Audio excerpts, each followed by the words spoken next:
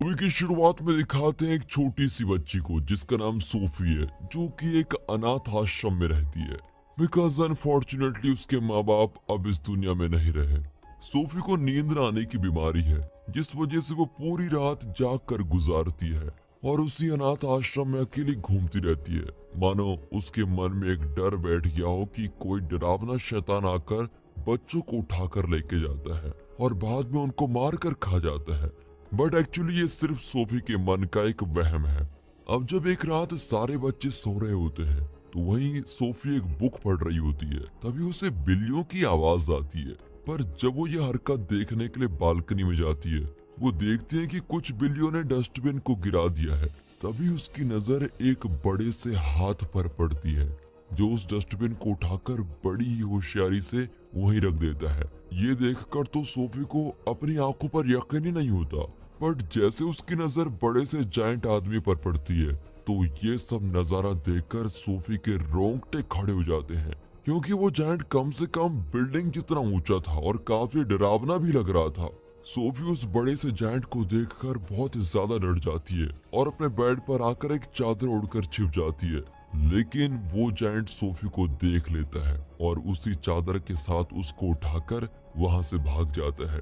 इसी दौरान हमें पता चलता है कि ये जायंट अक्सर इंसानों के सामने नहीं आते। एक्चुअली जब भी इन जायंट्स का सामना इंसानों से होता है तो वे अपने आप को कुछ इस तरह से ढक लेते हैं कि सामने वाले इंसान को पता ही नहीं चलने देते कि वे वहां पर मौजूद हैं। तो इसी तरह छुपते छुपाए वो जायंट सोफी को लेकर अपनी दुनिया के लिए रवाना हो जाता है। मेरा मतलब है कि जायंट्स की दुनिया जहां ओनली जायंट्स ही रहते हैं। अब फाइनली सोफी जायंट्स की दुनिया में पहुंच चुकी है और उस बूढ़े जायंट के घर पर पहुंचने के बाद सोफी देखती है कि उसका घर काफी बड़ा है और साथ ही उस घर की हर चीज भी बड़ी होती है। अपने आप को अनसेफ महसूस करते हुए सोफी वहां से भागने की कोशिश करती है, जिस पर वो जायंट कहता है कि यहाँ से भागने की कोशिश मत करो, क्योंकि यहाँ से बाहर जाने का कोई भी रास्ता नहीं है। जिसको सुनकर सोफी बहुत ज्यादा डर जाती है। थोड़ी देर बाद सोफी नोटिस करती है कि वो जायंट काफी बूढ़ा हो चुका है। तभी वो जायंट सोफी को एक पैन में रख देता है और कहता है कि मुझे बहुत तेज भूख लग रही है और इतनी ज्यादा कि मुझसे भूख कंट्रोल भी नहीं हो रही है। अब ये सुनकर सोफी ये समझ जाती है कि हो ना हो ये जायंट मुझे खाने वाला है, बट एक्चुअली जायंट उसके साथ मजाक कर रहा था। तभी वहां पर सोफी को और भी जायंट्स की हंसने की आवाज आती है। तो सोफी उस बूढ़े जायंट से पूछती है क्या यहाँ पर और भी जायंट्स रहते हैं, जिससे वो बूढ़ा जायंट कहता है कि हाँ, यहाँ पर और भी जायंट्स रहते हैं, लेकिन वो मेरी तरह बिल्कुल भी नहीं है, बहुत ही ज्यादा खतरनाक है, जो इंसानों को कच्चा ही खा जाते हैं। और ये सुनकर सोफी तो और भी ज्यादा डरने लग जाती है। इसलिए वो उस बूढ़े जायंट से पूछती है तो क्या आप मुझे भी खा लेंगे। तो वो बूढ़ा जायंट कहता है कि नहीं, मैं तो इंसानों को खाता ही नहीं। दरअसल ये बूढ़ा जायंट उन खतरनाक जायंट से काफी अलग है, सिर्फ वेजिटेबल्स ही खाना पसंद करता है, जिससे ये बात जाहिर हो जाती है कि ये जायंट काफी अच्छा है। जिस पर सोफी उस जायंट से पूछती है कि अगर आप इंसानों को नहीं खाते तो फिर मुझे लेकर यहाँ क्यों आए। जिस पर वो बूढ़ा जायंट बोलता है कि उस रात तुमने मुझे देख लिया था और अगर तुम सारे लोगों को मेरे बारे में बता देती तो ये हमारे लिए खतरे की बात बन सकती थी, क्योंकि अगर इंसानों को हमारे बारे में पता चल गया तो वो यहाँ आकर हम सभी को मार डालेंगे। और यही वजह थी कि मुझे तुम्हें यहाँ लाना पड़ा और तुम अब पूरी जिंदगी यहीं पर गुजारोगी। जो सुनकर सोफी उसे कहती है कि मैं यहाँ नहीं रहने वाली, मैं यहाँ से भाग जाऊंगी। फिर बूढ़ा जायंट उससे कहता है कि देखो, ऐसी गलती बिल्कुल मत करना, क्योंकि बाहर बैठे हुए खतरनाक राक्षस तुम्हें जिंदा नहीं छोड़ेंगे। अब ये कहकर वो जायंट सोफी को एक लकड़ी की बोट पर रखता है और कहता है कि फिलहाल तुम आराम कर लो। लेकिन सोफी को उसकी नींद न आने की बीमारी की वजह से नींद आती ही नहीं है। और फिर सोफी देखती है कि वो बूढ़ा जायंट कई बड़ी बड़ी बॉटल्स बाहर निकाल रहा है और बॉटल्स में एक चीज है जो काफी चमक भी रही है। सोफी उससे पूछती है कि इन बॉटल्स में ऐसा क्या है। तो वो बूढ़ा जायंट कहता है कि इनमें ड्रीम्स हैं, यानी कि सपने। जिस पर सोफी कहती है कि फिर तो ये मेरे किसी भी काम के नहीं है, क्योंकि मुझे तो ड्रीम्स आते नहीं है। ड्रीम्स तो छोड़िए, मुझे तो नींद ही नहीं आती। अब जायंट टाइम पास के लिए सोफी की बुक पढ़ने लगता है एंड इस बुक में बहुत सारी कहानियां होती है। अब बूढ़ा जायंट उन कहानियों को पढ़ने लगता है, जिसके बाद सोफी वहीं पर सो जाती है। जिसके बाद वो बूढ़ा जायंट एक चमकती हुई बोतल लेता है और उसमें से एक ड्रीम यानी एक सपने को बाहर निकालता है। इसी दौरान सोफी की आंखें खुल जाती हैं और वो नोटिस करती है कि वो बूढ़ा जायंट वहीं पर सो गया है और इसका फायदा उठाकर वो वहां से बाहर निकलती है और वहां से भागने की कोशिश भी करती है।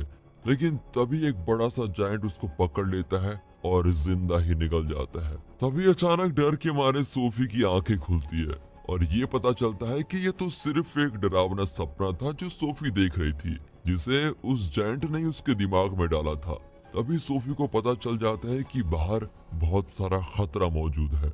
अब उन जायंट्स में से एक बड़ा सा जायंट घर के अंदर आ जाता है, जो कि सच में काफी बड़ा है और डरावना भी। वो जायंट आते ही उस बूढ़े जायंट से पूछता है, ओ बोने, बता तो किससे बात कर रहा था। एक्चुअली ये बूढ़ा जायंट साइज में काफी छोटा होता है, इसलिए वे सभी बड़े जायंट इसको बौना कहते हैं। बूढ़ा जायंट कहता है कि नहीं तो मैं किसी से भी बात नहीं कर रहा था। इस बड़े जायंट के हाथ पर चोट लगी थी, इसलिए वो पट्टी करवाने के लिए इस बूढ़े जायंट के पास आया है। तभी उस जायंट को इंसानों की गंध महसूस हो जाती है, इसीलिए वो वहां पर पड़ी हर एक चीज को स्मेल करने लगता है। फिर सोफी जान बचाने के लिए उस सब्जी के अंदर चली जाती है जो कि वो बूढ़ा जायंट खाया करता था। और जब वो खूंखार जायंट सब्जी को स्मेल करता है तो उसमें से भी इंसानों की खुशबू आती है। लेकिन आज से पहले इस जायंट ने कभी भी सब्जियों को नहीं खाया था, लेकिन इंसानी गंध की वजह से उस दिन उसे सब्जी खाने का दिल कर रहा होता है। ये देखकर बूढ़ा जायंट कहता है कि अरे ये तुम क्या कर रहे हो, तुम भूल गए क्या तुम सब्जियां नहीं खाते हो, तुम तो इंसानों को खाते हो।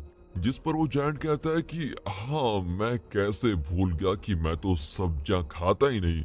जिसके बाद वो जायंट उस सब्जी को वहीं पर फेंक देता है और जैसे तैसे सोफी की जान बच जाती है और फिर वो जायंट वहां से चला जाता है। अब आगे इस बूढ़े जायंट को कहीं काम से जाना होता है, जिसके लिए सोफी साथ जाने के लिए फोर्स करती है।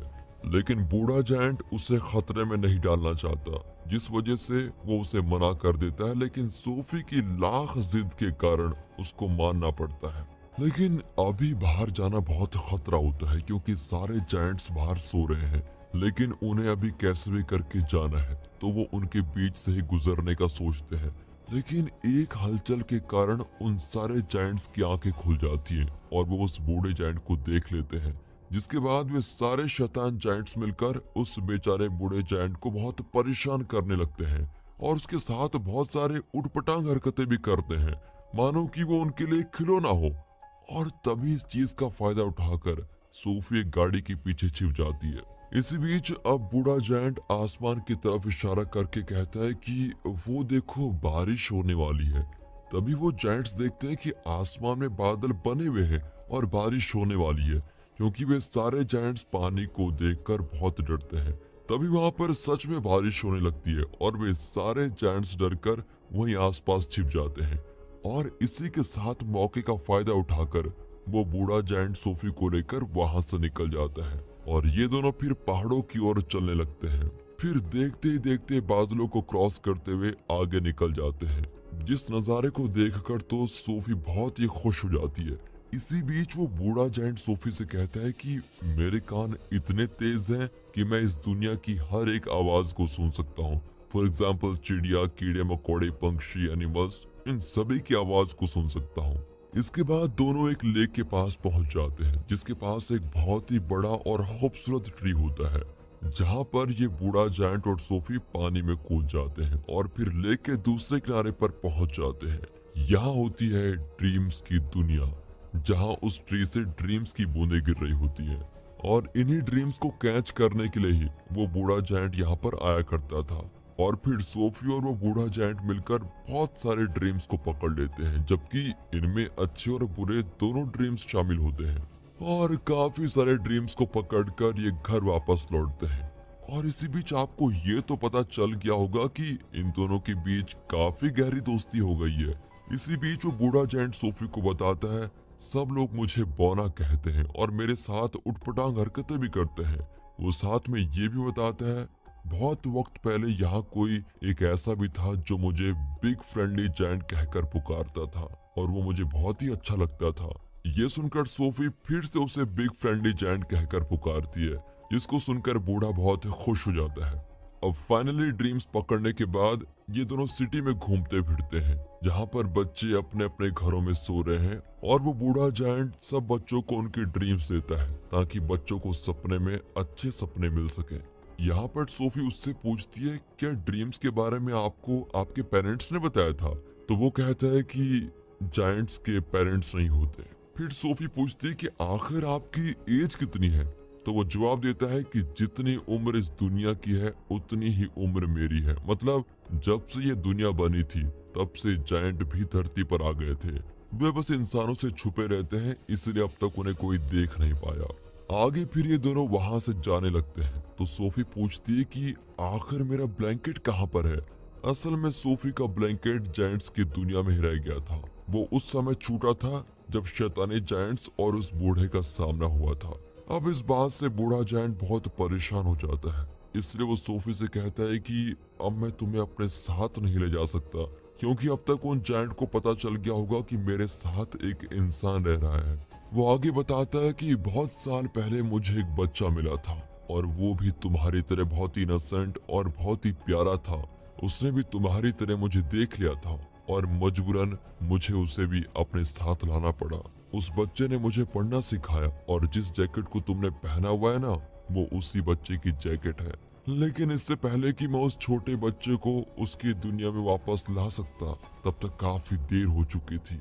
और अब मैं ये बिल्कुल नहीं चाहता कि जो उस बच्चे के साथ हुआ वो तुम्हारे साथ भी हो।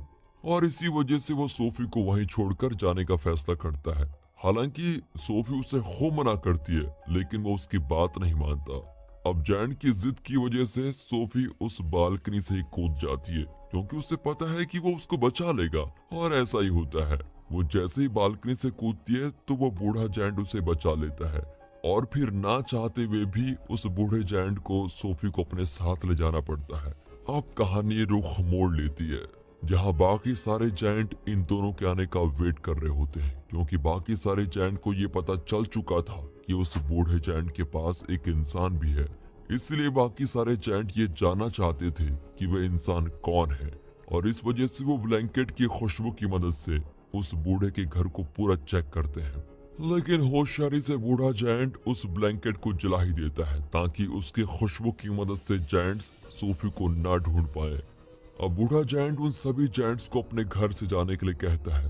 तभी फिर सोफी वहां की दीवार पर एक पेंटिंग देख लेती है जो कि एक क्वीन की होती है, जिसको देखकर सोफी को एक बेहतरीन आइडिया आता है और वो उससे कहती है कि क्यों ना हम प्रिंसेस के लिए एक ड्रीम बनाते हैं जिसमें आप ये बताना कि एक जायंट की दुनिया पाई जाती है जो कि इंसानों की दुनिया में ही है, और वे सारे जायंट इतने खतरनाक हैं कि बच्चों को मार कर खा जाते हैं। और इसी ड्रीम में आप हम दोनों को भी शामिल कर लेना ताकि जब हम प्रिंसेस के सामने जाएंगे तो वो हम दोनों को पहचान पाए।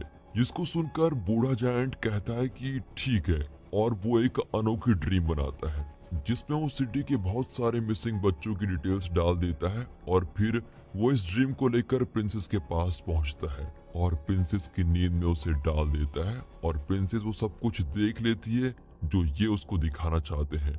आगे जब प्रिंसेस की आंखें खुलती है तो वो बहुत ही ज्यादा डरी भी होती है। फिर प्रिंसेस अपने इस ड्रीम के बारे में अपने केयर टेकर को बताती है जिसका नाम मेरी है, जिस पर मेरी कहती है कि आप प्लीज परेशान मत हो, ये तो सिर्फ आपका एक ड्रीम था। लेकिन क्वीन जब वो न्यूज़पेपर पढ़ती है और उसे वही न्यूज दिखाई देती है जो कि उसने कल रात अपने सपने में देखी थी कि बहुत सारे बच्चे घर से गायब हो रहे हैं, तभी क्वीन पर्दा हटाने के लिए कहती है और जैसे ही पर्दा हटाया जाता है तो वहां पर सोफी मौजूद होती है। असल में ये चीज भी उन लोगों ने ड्रीम में डाल दी थी। अब सोफी उस बूढ़े जेंट के बारे में सच बता देती है और साथ ही साथ प्रिंसेस से वादा भी लेती है कि जब बूढ़े जेंट यहाँ पर आएंगे तो आप या आपके लोगों ने कोई नुकसान नहीं पहुंचाएंगे। थोड़ी देर बाद बूढ़ा जायंट आता है और बड़े ही रिस्पेक्ट के साथ रानी के सामने झुक जाता है और फिर क्वीन भी अपने वादों को पूरा करती है। वैसे मैं आपको एक बात बता दूं कि बूढ़े जायंट के यहाँ आने से पहले सोफी ने उसको सब कुछ सिखा दिया था कि आपको रानी के सामने कैसे पेश आना है। आगे फिर प्रिंसेस उसको खूब अच्छे तरीके से वेलकम करती है और उन्हें बहुत ही अच्छी दावत भी देती है। बूढ़ा जायंट क्वीन को बताता है कि जायंट्स की दुनिया में 9 ऐसे बड़े बड़े जायंट्स हैं जो कि इंसानों के लिए बहुत बड़ा खतरा है और इस बड़े खतरे को देखते हुए क्वीन उनकी हेल्प करने के लिए मान जाती है और अपनी एक स्पेशल आर्मी तैयार करती है। फिर वे उस बूढ़े जायंट की मदद से अपने हेलीकॉप्टर में बैठकर जायंट की दुनिया में पहुंच जाते हैं। अब इन लोगों ने एक प्लान बनाया होता है और प्लान के मुताबिक ये सारे लोग एक जगह पर रुक जाते हैं क्योंकि ये सभी लोग तैयारी के साथ उन पर अटैक करने के लिए रेडी हैं। और प्लान ये है कि बूढ़ा जायंट उनके लिए एक ऐसा ड्रीम बनाएगा जो उन सभी जायंट को उनके बुरे कामों के बारे में याद दिलाएगा।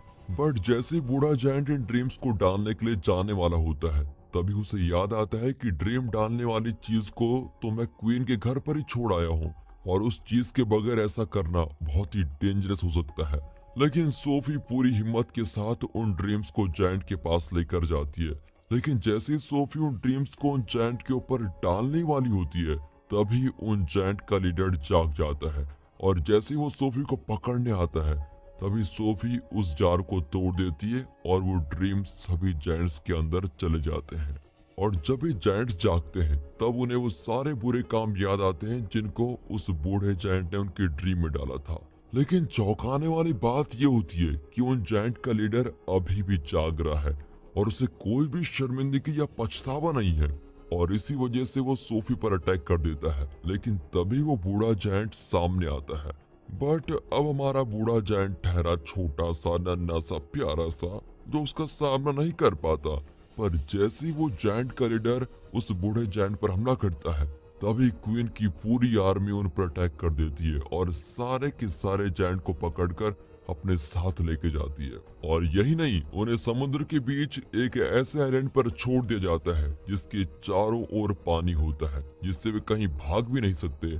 और आपको तो पता ही है कि इन जायंट्स की पानी से कितनी ज्यादा हालत खराब हो जाती है और इस वजह से ये लोग हमेशा के लिए यहीं पर फंस गए हैं।